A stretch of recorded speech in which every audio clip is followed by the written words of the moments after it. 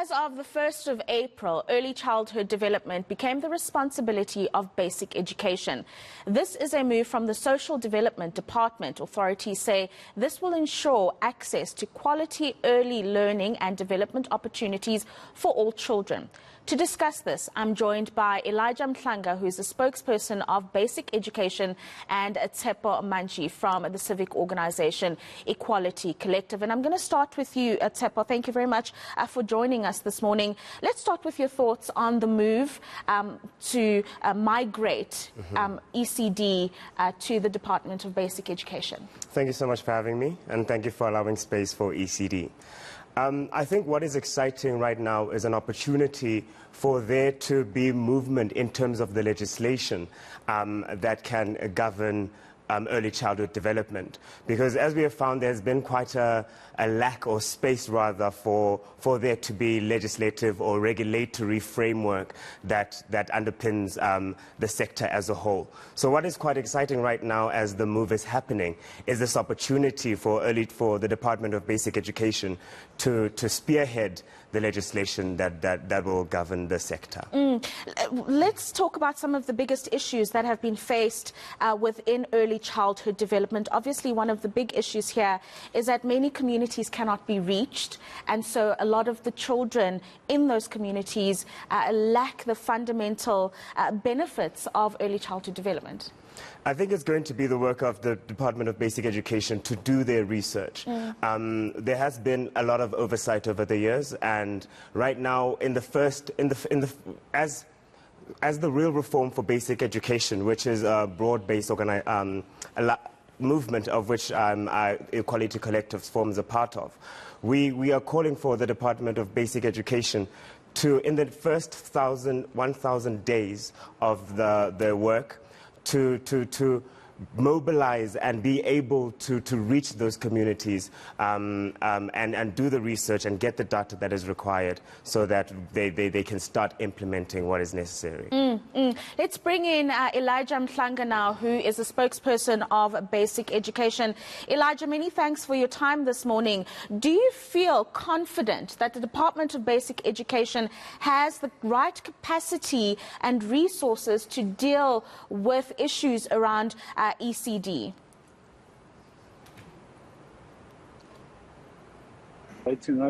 Yes, we have the right capacity. This has been a long time coming.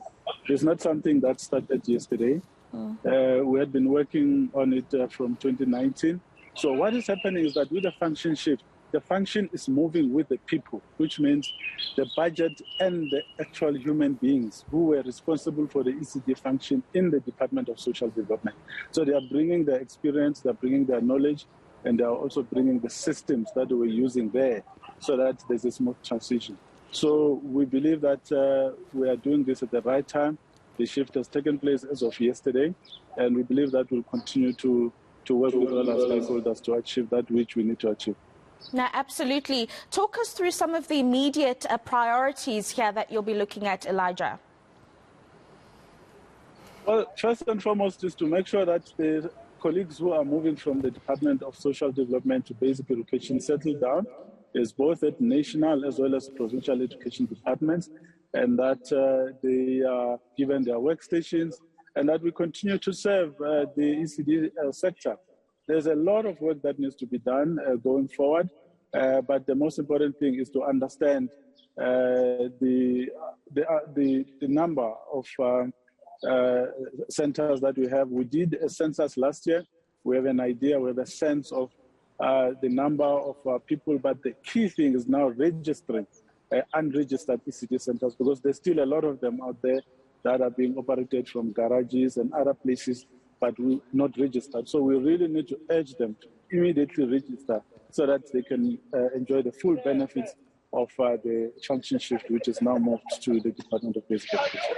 Absolutely. We've also got Ms. Isabella Sekawana, who is the Acting Deputy Director General of Welfare Services at the Department of Social Development. I mean, what were some of the biggest challenges that you found within ECD that you feel it'll be important for the Department of Basic Education to address quite aggressively? Thank you very much for the opportunity. Good morning to you and to the viewers in South Africa. One of the biggest challenges in the sector is that the sector is informal.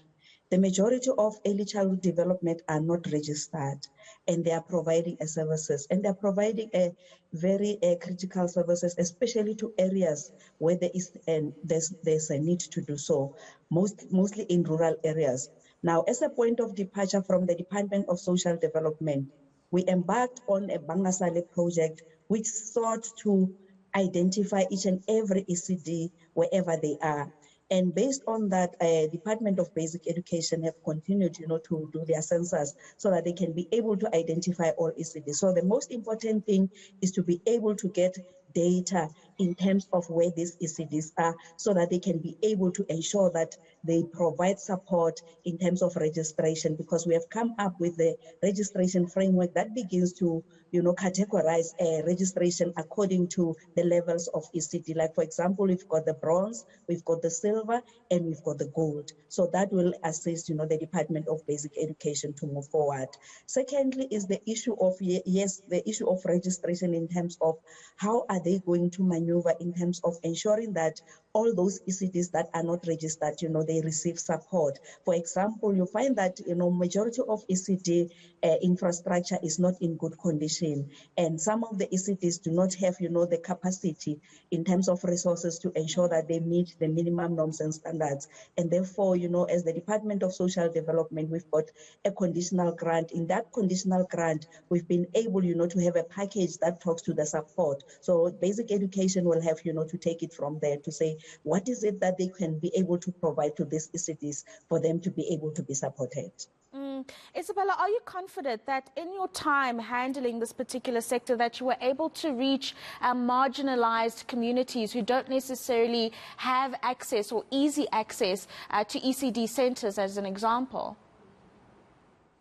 Yes, we have been, and I must say that quite a lot of work still needs to be done. As I said earlier, the type of sector that we are dealing with, some of them that we requested them to come up over, they did come, some they did not come. So we tried our level best based on, the cooperation that we got. And I must say that we've been able to work quite very well, with the sector, in terms of building that relationship with the sector. It's one of the biggest achievements that we have been able to make. And I must say that we've got a very committed sector that is passionate and that has got the love of their sector. So I must say that building that cooperation, for me, it's one of the biggest, achievements that we have made. And in terms of the registration, the support that we have made, I must say that the department has done a lot, and I must say that a lot still needs to be done. Yeah, a lot has to be done indeed. And I want to bring you in at this point, Sapo, because you've heard what Mr. Elijah Mhlanga had to say about the fact that he's confident that they've got the capacity and the resources to handle this huge sector. Your thoughts on this, just based on what you see on a daily? I think the common consensus is that there is a lot to be done, and change is very scary for everyone, especially such a big one, such a big shift. However, we as the Real Reform would like to challenge the Department of Basic Education to focus on 5 key opportunities that they can look at. And the first one being registration.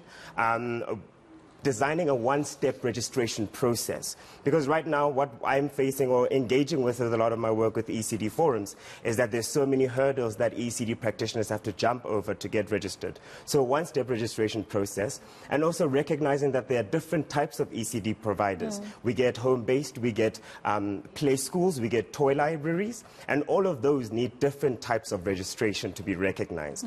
Secondly, is subsidies. We need to make sure that all young children rather, get access to subsidies, early learning subsidies if needs be. Thirdly, we need to make simpler, adequate health, safety, and program standards. We need to simplify those standards. And then fourthly, the infrastructure. Infrastructure needs support fundamentally. What we have right now is a largely informal sector, and a lot of our daycares or ECD centers are run out of places that need infrastructure support urgently. And then lastly, there needs to be clear, the Department of Basic Education needs to make it clear that conditional registration is available to ECD practitioners who do not meet those requirements right now. And while they are working to meet the requirements, the MECs must offer support to ECD practitioners so that they are able to reach these standards or requirements as they are right now. Elijah, you've just heard those 5 priority factors that were just mentioned by Tsepo there.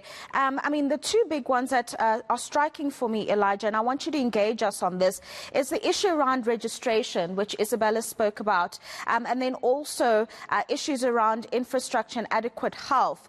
Registration is particularly important because there are a lot of illegal centres that children are being taken to, and a lot of atrocious things. We've heard stories over the last year or so where kids get burnt in boiling water, they don't get fed, or they get poisoned by the food that they're fed.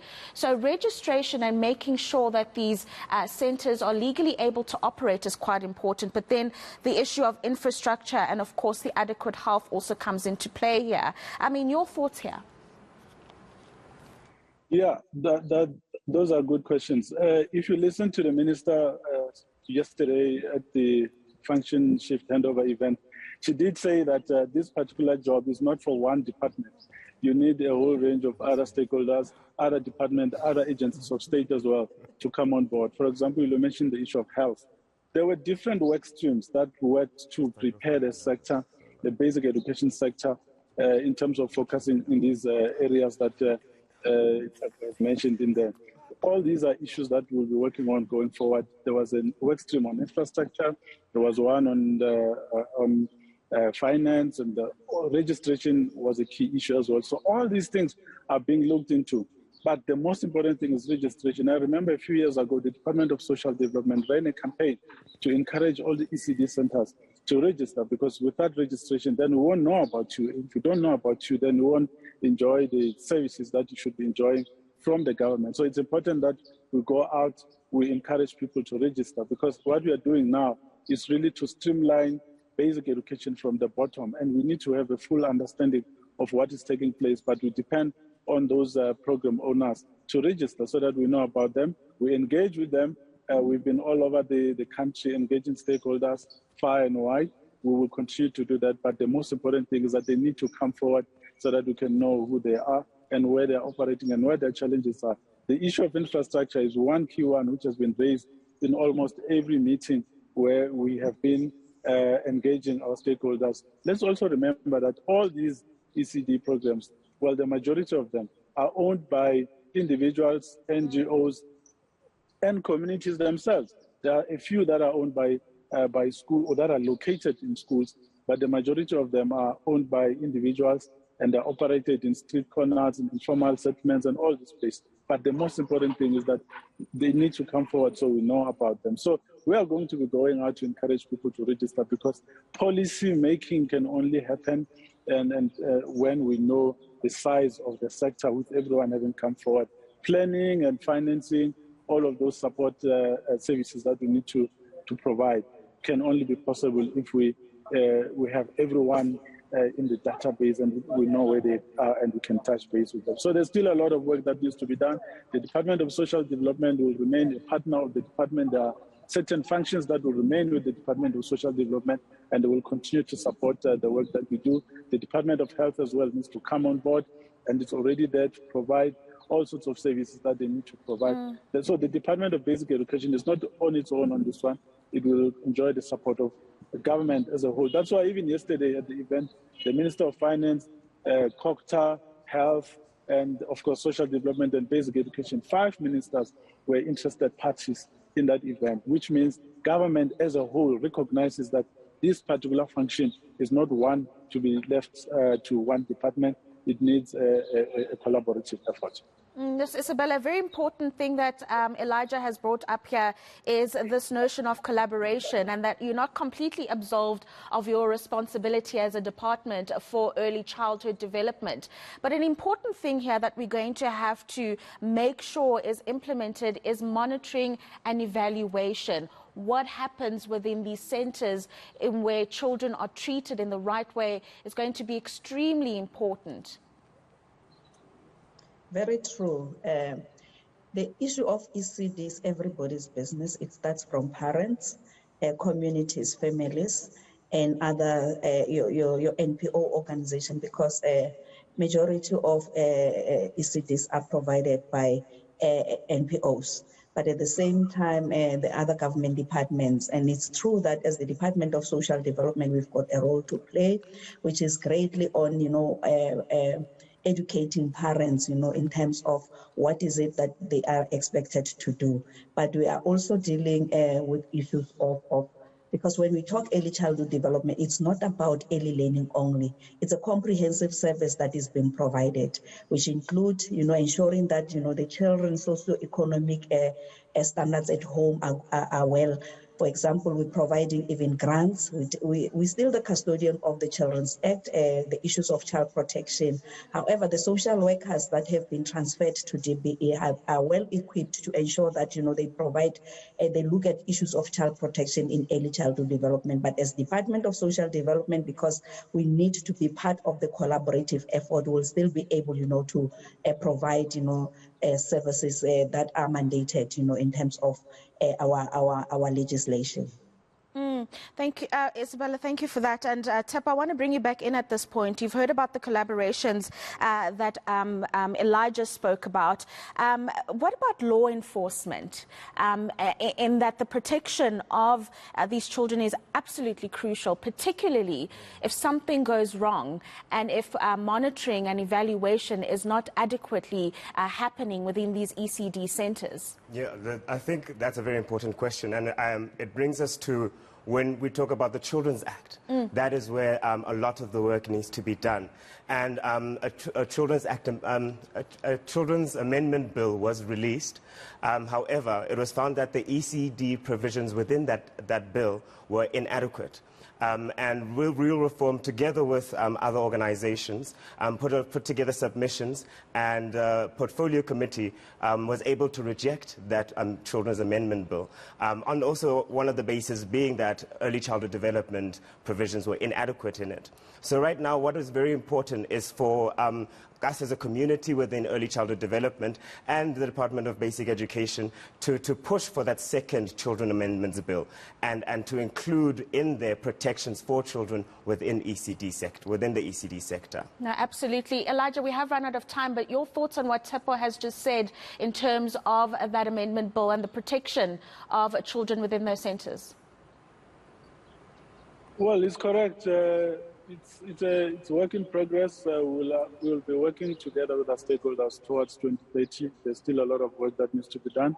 We also depend on them who are in the sector to inform us. They are on the ground. They know what needs to be done. They should engage constructively with the department and make sure that they inform the plans, they inform policy going forward. So we'll appreciate constructive engagement from them, which should be ongoing, so that we are alerted to different areas that we need to look into as we go forward. So it's part and parcel of us realigning the basic education system and fixing it from the foundation phase, from the bottom.